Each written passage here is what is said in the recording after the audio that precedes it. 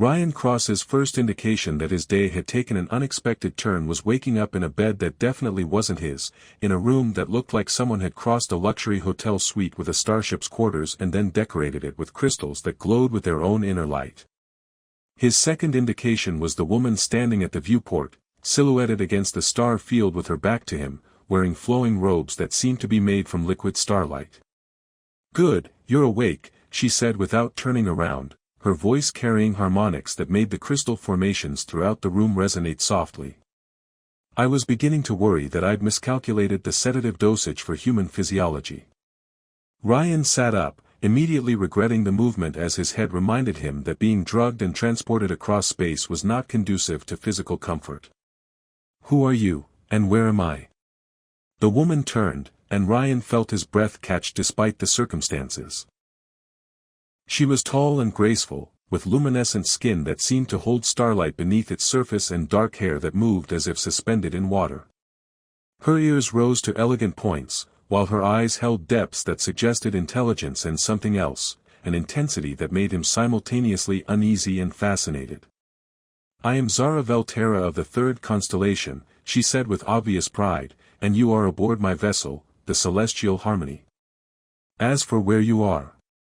She gestured toward the viewport, where unfamiliar star patterns suggested they were considerably further from Earth than Ryan's cargo hauling routes typically took him.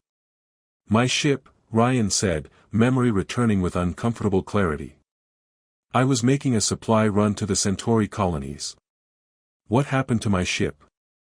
"Your ship is safely stored in my cargo bay," Zara replied matter-of-factly. Though I should mention that "supply run" is a rather mundane description for what was actually the final phase of my courtship observation period. Courtship observation period.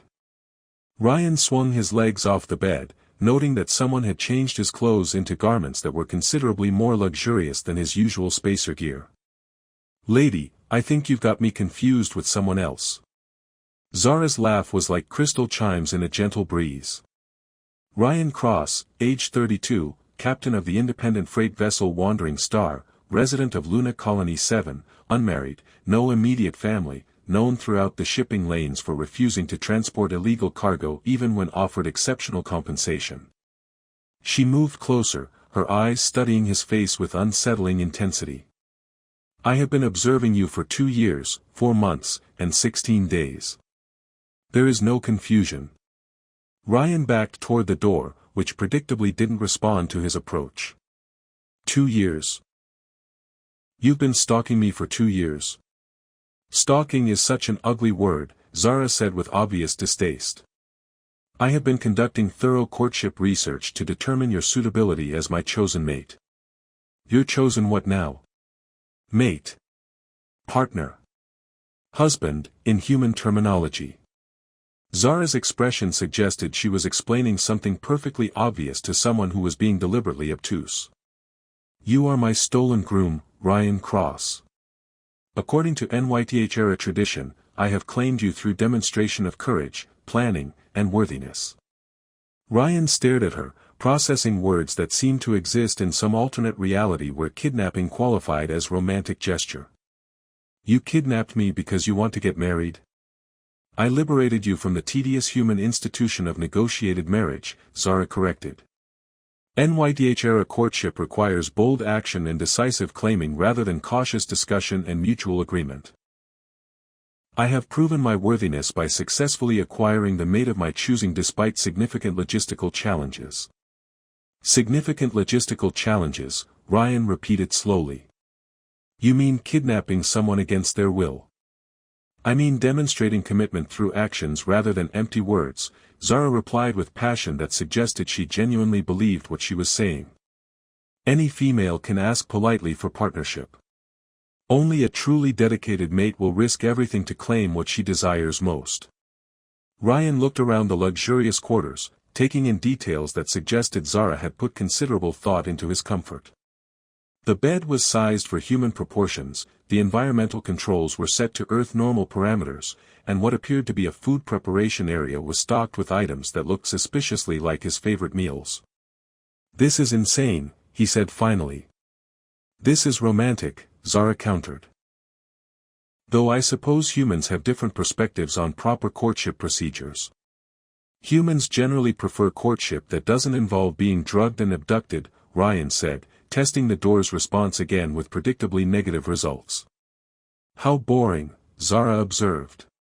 How do you demonstrate the depth of your commitment if you're not willing to take significant risks to acquire your chosen partner? By asking them if they're interested in being acquired, Ryan suggested. Novel concept, I know. Zara moved to what appeared to be a control panel, her fingers dancing over interfaces that responded with musical tones. The room's lighting shifted to warmer tones while the crystal formations adjusted their harmonics to create an atmosphere that was undeniably pleasant despite the circumstances. Ryan Cross, she said, turning back to him with an expression that combined determination with something that might have been vulnerability, you are the most honorable human I have ever observed. In 2 years of research, I have seen you refuse profitable contracts that would have harmed others, risk your own safety to help stranded travelers, and maintain integrity in situations where lesser beings would have chosen expedience over ethics. That doesn't give you the right to kidnap me, Ryan replied, though her words stirred something uncomfortable in his chest. It gives me the knowledge that you are worthy of the honor I am bestowing upon you, Zara said, stepping closer until he could smell something like rain on summer flowers mixed with ozone and starlight. You are not a prisoner, Ryan Cross. You are a chosen mate being courted by someone who values you enough to risk everything for the chance of your partnership. I'm locked in a room on a ship I didn't choose to board, Ryan pointed out. That sounds like imprisonment to me. You are being given time to adjust to new circumstances and understand the honor being offered to you, Zara corrected. The Nyth'ara do not mate casually or temporarily. When we choose for lifetimes. When we claim completely. Ryan looked at her, really looked, beyond his outrage at being kidnapped, and saw something in her expression that complicated his anger. There was certainty in her bearing, yes, but also hope and something that looked remarkably like nervousness beneath her confident declarations. What if I don't want to be claimed? He asked quietly. Zara's expression flickered, showing the first crack in her confident facade. You will, she said, though her voice carried less certainty than before. When you understand what I am offering, when you see how perfectly suited we are for each other, you will accept the partnership I have chosen for us. And if I don't? The question hung in the air between them like a challenge to fundamental assumptions. Zara's luminescent skin seemed to dim slightly, her earlier confidence replaced by something more complex. You will, she repeated, but this time it sounded more like hope than certainty. Because what I am offering you, Ryan Cross, is something your human relationships could never provide. Complete devotion, perfect understanding, and partnership with someone who has studied you long enough to know exactly what you need to be truly happy. Ryan felt something shift in his chest as he realized that beneath the cultural differences and questionable methods, Zara's intensity came from genuine feeling rather than mere possessiveness. Zara, he said carefully, you can't just decide someone's happiness for them. I can offer happiness beyond anything you have imagined, she replied, her eyes holding depths that suggested experiences and possibilities he couldn't begin to understand. The question is whether you are brave enough to accept it. 3 days into what Zara insisted on calling his adjustment period, Ryan had to admit that if he was going to be kidnapped by an alien with questionable boundaries, he could have done worse than ending up aboard the Celestial Harmony. His quarters were spacious enough to include a sitting area, a workspace equipped with interfaces he was gradually learning to operate, and what Zara called a contemplation alcove, furnished with crystalline formations that seemed designed for meditation. The morning meal is prepared, Zara announced as she entered his quarters without bothering to announce herself, a habit that Ryan had protested repeatedly with no apparent effect. Ever heard of knocking? Ryan asked, not looking up from the technical manual he'd been studying. Zara's ship was a masterpiece of biomechanical engineering that operated on principles human science was only beginning to understand, and despite his circumstances, he found the technology fascinating. This is my ship, Zara replied with the logic of someone who'd never questioned her right to go wherever she pleased. Besides, we are intended mates. Privacy between partners is an artificial construct that inhibits intimacy. Privacy between strangers is a basic courtesy that prevents one person from feeling invaded by the other person's assumptions about their relationship, Ryan countered, finally looking up to find Zara arranging what appeared to be breakfast on the small table near the viewport. Zara paused in her arrangements, her expression suggesting she was processing concepts that didn't translate well into her cultural framework. "You consider us strangers?" "I've known you for 3 days," Ryan pointed out. "Before that, you were a stalker I didn't know existed." "Before that, I was a devoted admirer conducting thorough research to ensure compatibility before making my claim," Zara corrected, settling gracefully into the chair across from where she clearly expected him to sit. "There is a significant difference." Ryan joined her at the table, partly because the food smelled incredible and partly because their conversations had become the most intellectually stimulating part of his captivity. "Walk me through this research process. What exactly did 2 years of observation tell you about my compatibility as a mate?" Zara's eyes brightened with the enthusiasm of someone given permission to discuss her favorite subject. "Your psychological profile indicates high levels of integrity, loyalty, and protective instincts. You demonstrate consistent ethical decision-making even when it costs you economically. Your solitary lifestyle suggests you value deep connections over superficial social interaction. Or it suggests I'm antisocial and difficult to get along with," Ryan said, sampling what appeared to be fruit but tasted like sunshine mixed with music. "Your interaction patterns with other humans suggest natural leadership qualities and genuine concern for others' welfare," Zara continued, either ignoring or not understanding his attempt at self-deprecation. "You have risked personal safety to assist strangers on 17 documented occasions. You have never broken a contract or betrayed a confidence, even under significant pressure." Ryan paused in his eating, struck by the realization that Zara knew more about his behavior patterns than some of his closest friends. "That level of observation is impressive and deeply disturbing. It is thorough mate selection," Zara said with obvious pride. "Nyth'ara partnerships are permanent bonds that last for centuries. We do not choose casually or based on superficial attraction." "Centuries? Our species has considerably longer lifespans than humans," Zara explained matter-of-factly. "Though the bonding process extends human longevity to match our own. Another benefit of accepting partnership with me." Ryan set down his utensil, staring at her. "You're talking about fundamentally changing my biology without my consent." "I am talking about gifting you with extended life and enhanced capabilities as part of our mating bond," Zara replied, her tone suggesting she considered this obviously desirable.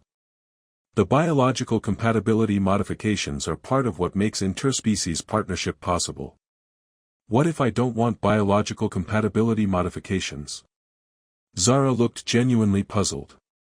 "Why would you not want to live for centuries with enhanced physical and mental capabilities?" "Because I didn't choose any of this." Ryan's frustration finally boiled over. "You've planned out my entire future based on observations I didn't consent to, for a relationship I didn't agree to, involving biological changes I don't understand. How is any of that acceptable?" Zara was quiet for several minutes, her luminescent skin dimming as she appeared to process his words. "In Nyth'ara culture," she said finally, "choosing a mate demonstrates honor and commitment. The chosen partner is expected to feel grateful for the attention and consideration that went into their selection. In human culture, choosing a partner is something you do together, not something one person does to another person.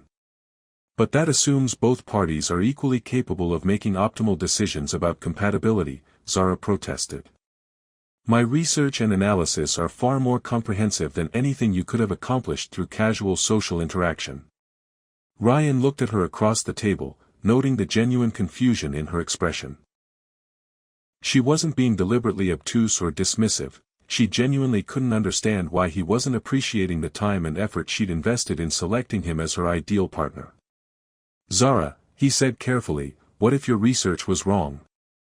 What if despite all your observations, we're not actually compatible?"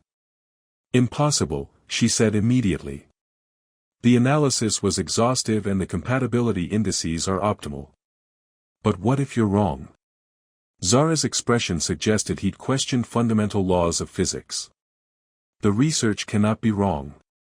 I spent 2 years studying your behavior patterns, psychological responses, and compatibility markers. The data clearly indicates optimal partnership potential. Data can't tell you everything about a person, Ryan said. What about chemistry? Emotional connection? The intangible things that make people want to be together. Those are chemical and neurological responses that can be predicted based on comprehensive behavioral analysis, Zara replied with scientific confidence. Though I admit the emotional connection component has been more complex than anticipated. More complex how? Zara's skin shifted to slightly warmer tones, suggesting emotional states she might not be entirely comfortable acknowledging. I had expected you to respond positively to being chosen by someone of my status and capabilities. Your resistance to the partnership has been unexpected. Maybe because partnership isn't something you can just decide for someone else. But I am not deciding for you, Zara said with obvious sincerity.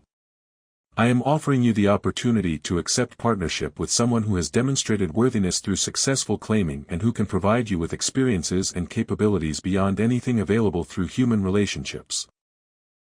Ryan studied her face, beginning to understand that their fundamental disconnect wasn't just about methods but about completely different concepts of what relationship meant. Zara, what do you know about human courtship? Not the research data. What do you understand about how humans actually develop romantic feelings? Humans engage in inefficient social rituals designed to assess compatibility through limited interaction and mutual deception about their authentic selves, Zara said with scientific detachment. The process is slow, uncertain, and frequently results in partnerships that dissolve when the participants discover incompatibilities that proper research could have identified in advance. Or, Ryan said, humans get to know each other gradually, build trust and affection through shared experiences, and choose to be together because they enjoy each other's company and want to share their lives. Zara considered this for several minutes. That sounds remarkably inefficient. Maybe. But it's also how we ensure that both people actually want to be in the relationship. Do you not want to be in a relationship with me? The question caught Ryan off guard, partly because of its directness and partly because he realized he didn't have a simple answer.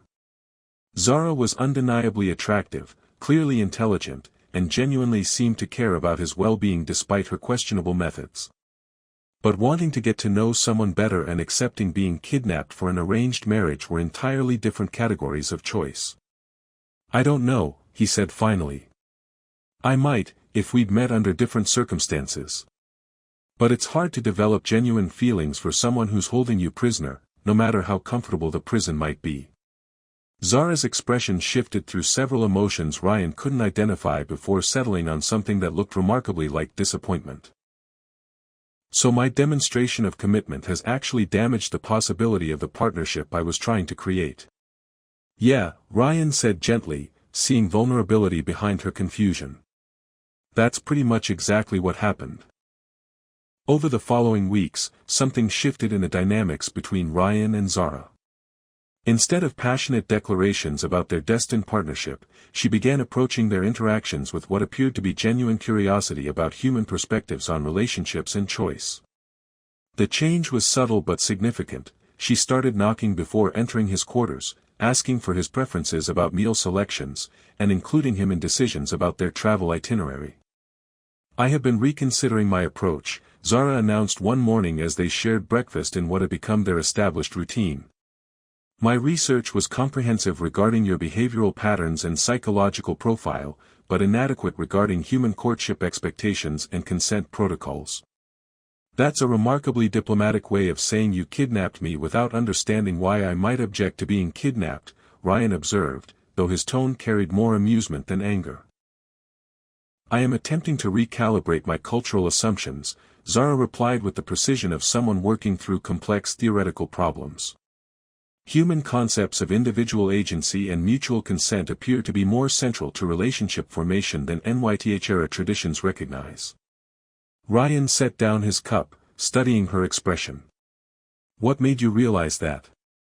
Your continued resistance to partnership despite optimal compatibility indicators, Zara said matter-of-factly. If the research was accurate but the results were contrary to predictions, then the methodology must contain flawed assumptions about human motivation and decision-making processes. So you're treating our relationship like a scientific experiment that needs better hypothesis testing? Zara paused, her luminescent skin shifting through several color variations that suggested internal debate. I am treating our relationship like something that requires understanding rather than assumption, she said finally. Though I admit the distinction between scientific analysis and genuine emotional connection remains unclear to me. What does genuine emotional connection look like in Nyth'ara relationships? Ryan asked, realizing he'd been so focused on objecting to her methods that he'd never really understood what she was trying to achieve. Passionate devotion, complete understanding, perfect compatibility, Zara replied immediately. Partners who complement each other's strengths and compensate for each other's limitations. Bonds that transcend individual identity and create shared consciousness that enhances both parties' capabilities. Shared consciousness. The final stage of Nyth'ara bonding involves neural connection that allows partners to experience each other's thoughts, emotions, and memories directly, Zara explained, her expression carrying longing that suggested deeply personal desires. It is the ultimate intimacy, knowing and being known completely, without barriers or deception. Ryan felt something stir in his chest that had nothing to do with physical attraction and everything to do with the profound loneliness he heard in her voice. Is that what you're looking for? Someone who can share that kind of connection with you?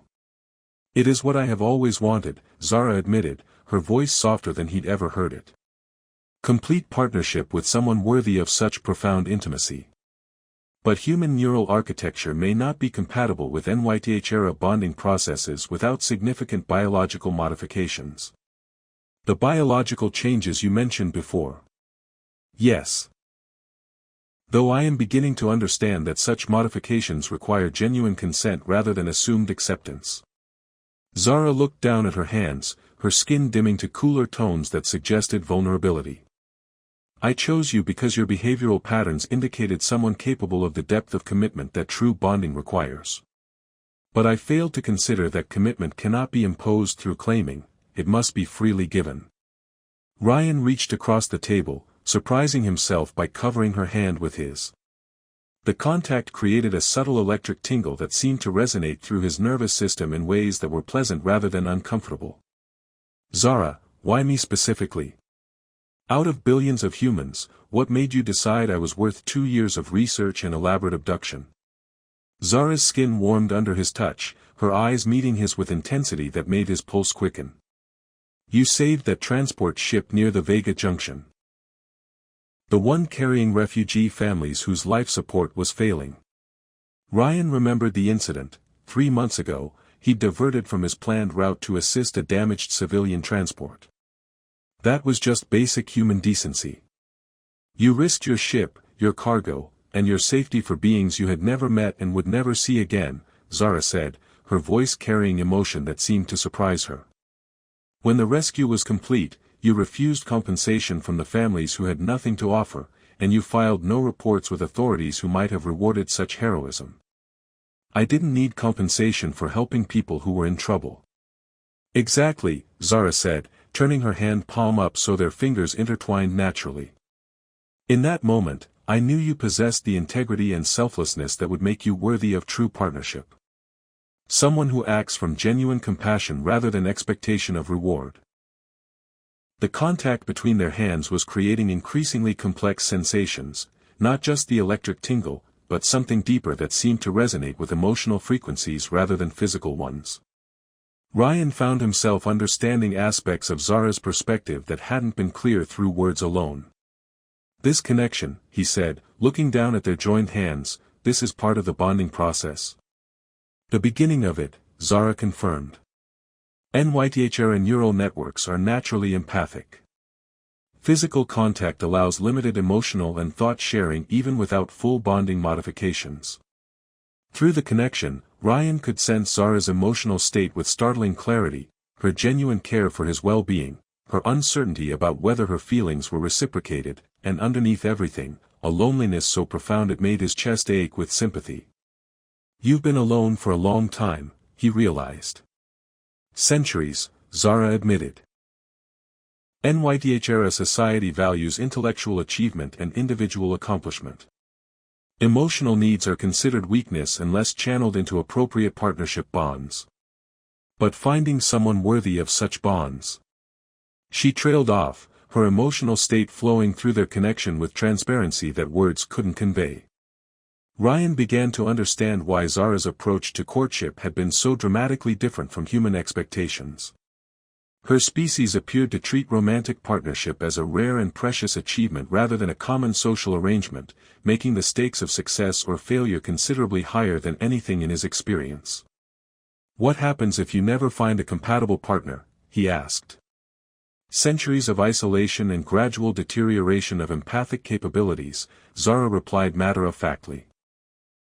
Nyth'ara who do not achieve successful bonding eventually lose their ability to connect emotionally with others and become purely intellectual beings focused solely on individual achievement. That sounds horrible. It is considered an acceptable alternative to inappropriate bonding with incompatible partners, Zara said, though her emotional state suggested she found the prospect far from acceptable. Ryan studied her face, beginning to understand that her kidnapping hadn't been casual possession but desperate hope, the actions of someone who had found what she believed might be her only chance at the kind of connection that would save her from centuries of increasing isolation. "Zara," he said carefully, "what if we tried a different approach? What if instead of me accepting a predetermined partnership, we spent time getting to know each other and let any relationship develop naturally?" "Natural development assumes optimal conditions and compatible expectations," Zara replied, though her tone suggested interest rather than dismissal. "Human courtship processes might not provide sufficient data for determining true compatibility. But they might provide something your research didn't capture, the experience of choosing to be together because we enjoy each other's company, not because analysis suggests we should be compatible."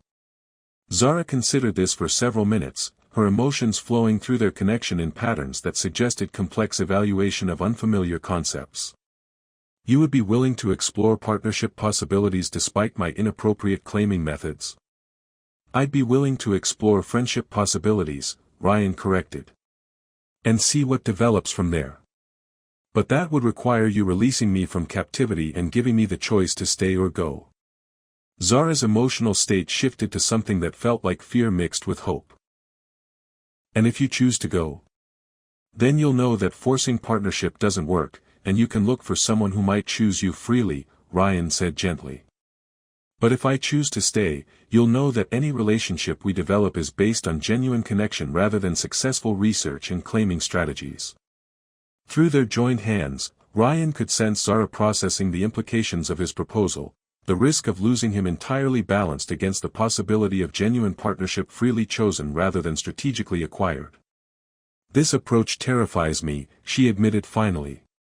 "Good relationships usually do," Ryan said, squeezing her hand gently.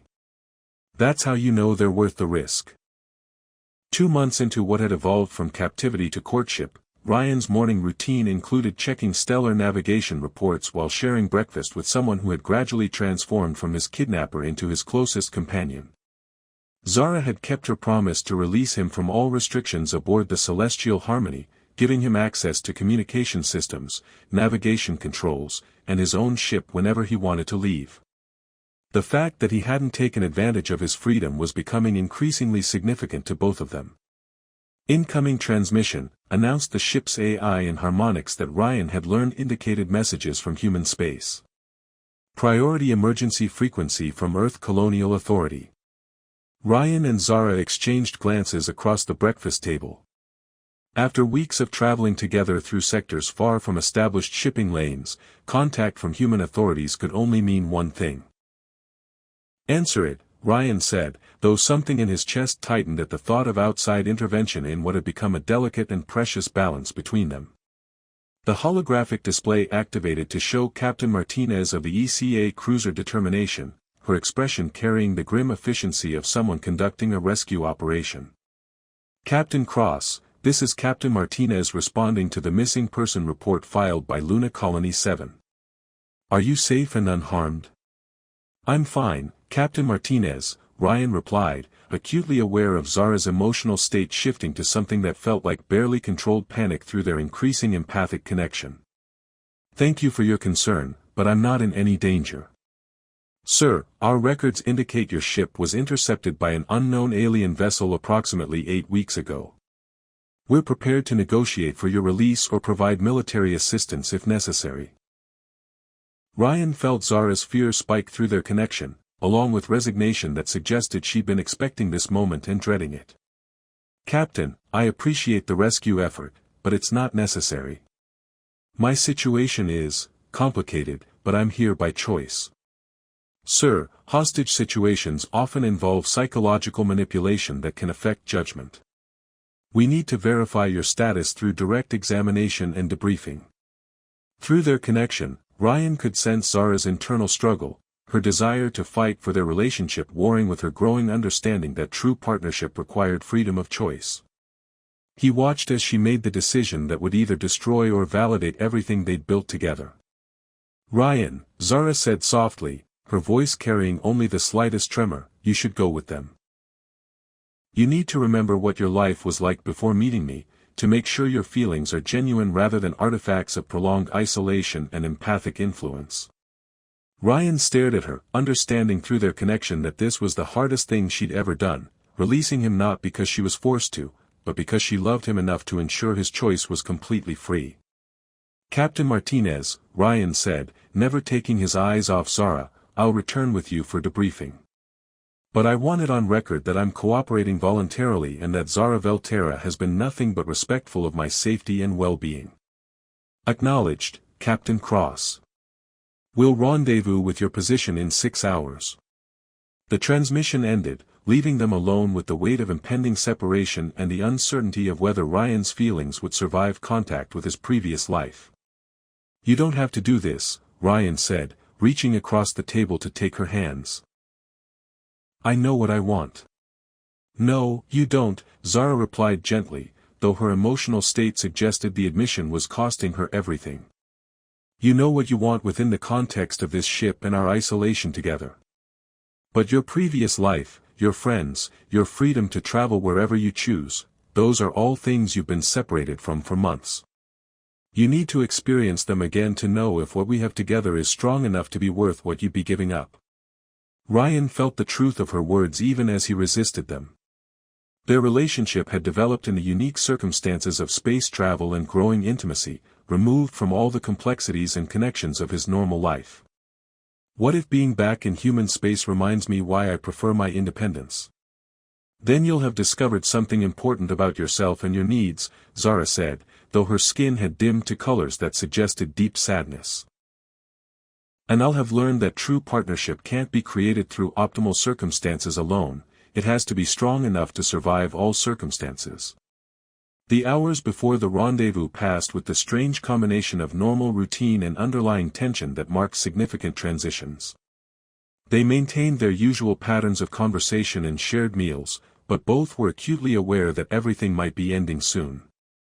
If you decide to stay with the human authorities, Zara said as they watched the ECA cruiser approach through the viewport, I want you to know that these months have been the closest I've ever come to genuine partnership. Whatever happens, you've given me more than I had any right to expect. Zara, Ryan said, turning away from the approaching ship to look directly at her, what we've developed together isn't going to disappear just because I spend time in human space. If anything, the separation will prove whether our connection is strong enough to survive external pressures. And if it isn't? Then we'll both know that we tried something remarkable, even if it didn't work out the way we hoped. The transfer to the ECA cruiser involved more ceremony than Ryan had expected, medical examinations, psychological evaluations, and debriefings that seemed designed to identify signs of coercion or mental manipulation. Through it all, Ryan found himself thinking not about his freedom but about Zara alone on her ship, probably wondering if she'd just made the greatest sacrifice of her life or the worst mistake. Captain Cross, Dr. Sarah Kim, the ship's psychologist, said during his final evaluation, I need to ask directly, do you believe your feelings for this alien woman are genuine, or could they be the result of extended captivity and isolation? Ryan considered the question seriously, thinking about the gradual evolution of his relationship with Zara from outraged captive to willing companion to something that felt remarkably like love. Dr. Kim, I've been thinking about that constantly. And here's what I know, Zara could have used her empathic abilities to manipulate my emotions directly, but she didn't. She could have kept me isolated and dependent, but she gave me increasing freedom and choice. She could have forced the biological bonding process that would have made me incapable of choosing anyone else, but she refused to proceed without my enthusiastic consent. That doesn't answer my question about whether your feelings are genuine. My feelings are as genuine as any relationship that develops between two people who get to know each other gradually and discover they're compatible, Ryan said. The circumstances were unusual, but the emotional development was real. And what do you want to do about those feelings? Ryan looked through the cruiser's viewport toward where the Celestial Harmony was maintaining position nearby, knowing that Zara was probably monitoring their communications and wondering if she was about to lose the most important relationship of her life. I want to return to her ship, he said without hesitation. Not as a captive or even as someone with limited options, but as someone who's choosing to explore a partnership with someone remarkable who happens to be from a different species. Captain Cross, you're talking about giving up your human life for a relationship with someone whose biology and culture are fundamentally incompatible with human norms. I'm talking about expanding my human life to include possibilities I never would have imagined, Ryan corrected. And as for incompatibility, we've spent months learning to understand each other's perspectives and finding ways to bridge our differences. That seems like pretty strong evidence of compatibility to me. 6 hours later, Ryan requested transport back to Zara's ship, carrying with him official documentation that he was acting of his own free will and that any future relationship he developed with Zara Vel'tara had the tacit approval of Earth Colonial Authority as part of interspecies cultural exchange protocols.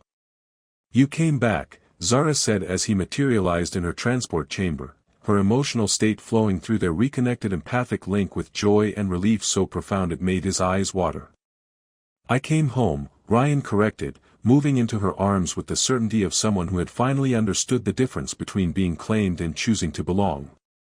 Though I should mention that I had several interesting conversations with human authorities about interspecies partnerships and cultural exchange programs. Cultural exchange programs? Apparently, what you initially described as kidnapping actually falls under established protocols for cross-species courtship, provided both parties eventually consent to the arrangement, Ryan explained, holding her close enough to feel the warmth of her luminescent skin. Which means our relationship has semi-official sanction from both human and galactic authorities. And how do you feel about having semi-official sanction for our relationship? I feel like the woman who spent 2 years researching my compatibility and then risked everything to give me the freedom to choose her might be exactly the partner I never knew I was looking for, Ryan replied, feeling their empathic connection deepen as emotional barriers dissolved between them. Does this mean you're ready to explore the biological modifications that would allow full Nyth'ara bonding? Zara asked, her hope flowing through their connection with tentative intensity. It means I'm ready to explore whatever forms of partnership we can create together, Ryan said, realizing that his definition of home had fundamentally changed to center around connection rather than location. Whether that involves biological modifications, empathic bonding, or just spending the next few centuries getting to know each other better. Zara's laugh was like starlight given voice. Centuries might not be long enough. Then it's a good thing we're both committed to making the most of whatever time we have, Ryan replied, understanding finally that the greatest adventures weren't found in distant stars but in the courage to connect completely with another consciousness, regardless of the differences that made that connection seem impossible to anyone who hadn't experienced it themselves.